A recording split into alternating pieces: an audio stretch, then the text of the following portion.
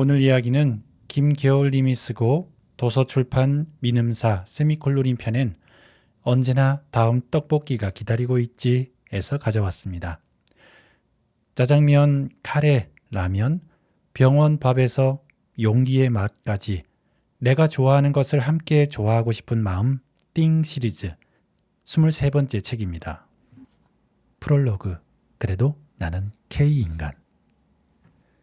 겨울님, 도대체 뭘 드시는 거예요? 이 소리는 인스타그램 라이브 방송을 할 때마다 터져나오는 시청자들의 의구심 가득한 질문 소리입니다. 우리의 소리를 찾아서 스위스 장수마을 할머니 건강식단으로 불리고 나는 정말 그런 게 있는지조차 모르겠지만 나의 식사는 전적으로 나의 입맛에 기초하고 있다. 라면 싫어하는 사람이 세상에 있을까? 여기 있다. 햄버거는 여기 있다. 과자는 안녕하세요. 케이크는 김겨울입니다. 심지어 전 국민이 사랑한다는 치킨도 별로 시켜 먹지 않고 한식도 그다지 즐겨 먹지 않는다. 이제 여러분의 마음속에도 떠올랐을까? 도대체 뭘 먹고 사세요?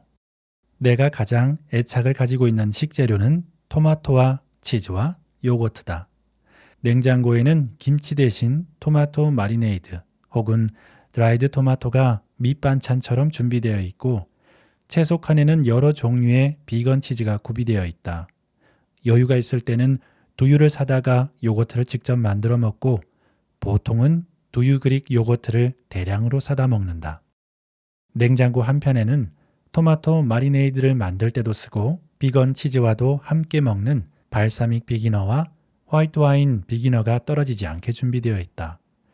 여기에 장류 같은 거의 먹진 않지만 기본 아이템과 각종 제철 과일, 순두부며 큐브 두부며 하는 여러 종류의 두부, 얼려둔 채소, 동네 채식 식당의 후무스, 주식처럼 먹는 통밀빵을 더하면 냉장고가 거의 완성된다. 먹다 남은 와인과 여름에는 냉침해둔 녹차도 빠질 수 없다. 찬장에는 잔뜩 싸둔 레토르트 채식 카레와 즉석밥, 파스타면, 파스타 소스, 홀토마토 캔, 그래놀라, 땅콩 버터, 삶은 콩캔이 있고 올리브유는 늘 좋은 등급으로 두세 병 준비해둔다. 물론 1인 가구답게 비상용 비건 라면도 몇 봉 있고 조미김도 몇 개 있지만 자주 찾진 않는다. 1년에 한 번쯤 먹을까?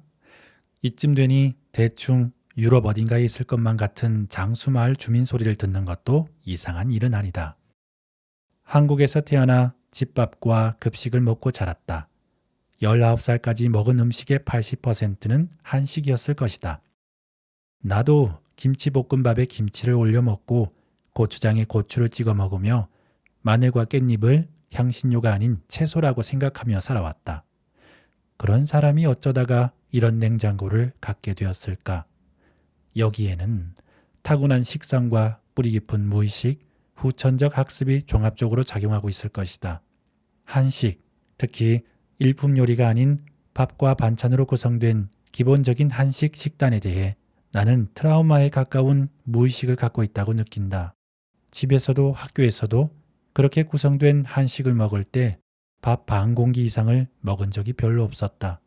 그때의 식사는 꾸역꾸역이라고 밖에는 묘사할 수 없다. 지금의 나는 훨씬 편안하고 건강하다.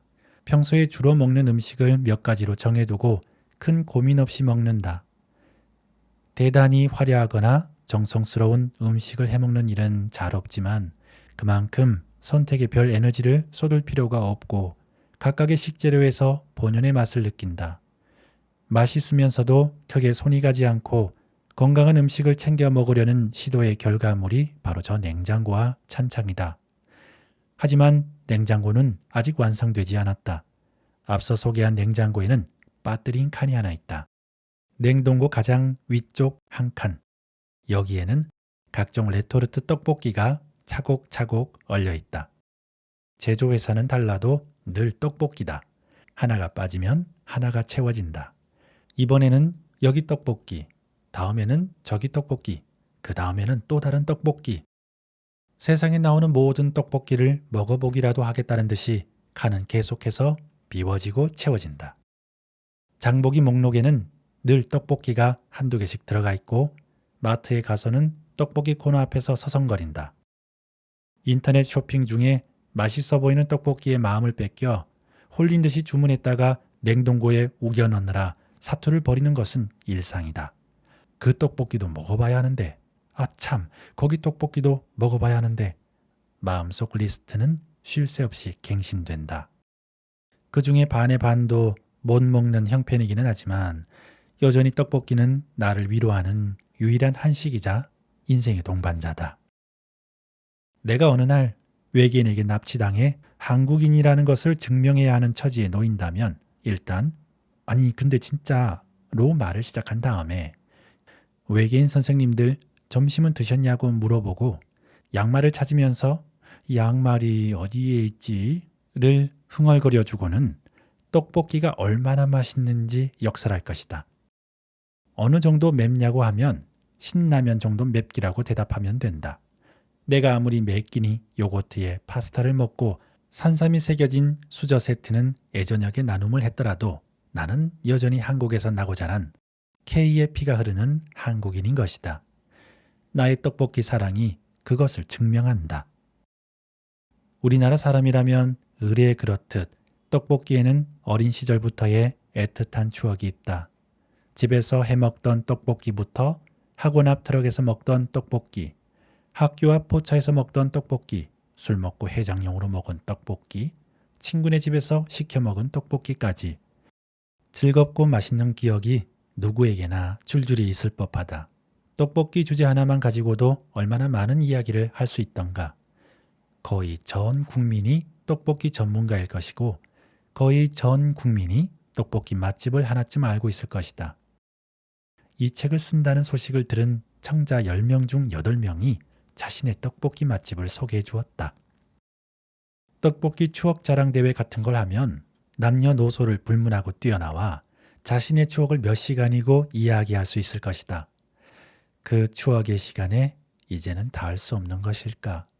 기억 속 시간으로 되돌아갈 수는 없지만 음식이라는 근사한 매개체는 나의 마음만큼은 언제든 그곳에 순식간에 도달할 수 있도록 도와준다.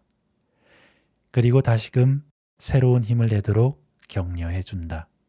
그 덕에 요조의 아무튼 떡볶이를 즐겁게 읽고서도 이 책을 계약하는 짓을 저지르고 만 나의 심정을 여러분들은 충분히 이해할 수 있으리라 믿는다. 나의 기억도 독자 여러분의 기억도 이 책에서 흥겹게 만날 수 있기를 바란다. 무언가에 단단히 미친 사람을 벽이라고 합니다. 요즘 같으면 마니아라고 부르겠죠. 책만 보는 바보라 불렸던 간서치 이덕무는 밀랍으로 매화를 만드는 데 몰입했습니다. 평안도 관찰사로 여러 예언을 남겨 조선의 노스트라다무스라 불리는 이서구는 앵무새 사육기를 꼼꼼히 정리했습니다. 유득공은 관상용 비둘기 사육법을 정리한 발합경을 썼습니다. 박제가는 벽이 없으면 쓸모없는 인간이라고 대놓고 말하기도 했습니다.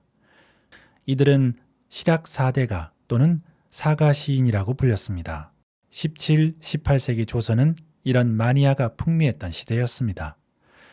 뭐 이런 것까지 이렇게 시시콜콜하게 이야기할까 싶겠지요. 정민 교수는 미쳐야 미친다에서 한 시대의 정신사와 예술사의 발흥 뒤에는 자신이 좋아하는 어떤 한 분야에 이유 없이 미치는 마니아가 있었다고 했습니다. 한 시대의 열정은 이런 진짜들에 의해 만들어지는 것이라고. 여러분이 좋아하는 시시콜콜한 것에는 어떤 것이 있나요? 혹 이 별것 아닌 것에 나의 추억, 생각의 자취가 새겨져 있지는 않는가요? 혹시 아나요? 내가 좋아하는 것들에 애정을 담아 전하다 보면 누군가는 여러분을 마니아라고 부르게 될지, 내 삶이 또 주변을 더 풍성하게 만들지. 오늘 하루도 힘내세요. 오후의 책방이었습니다.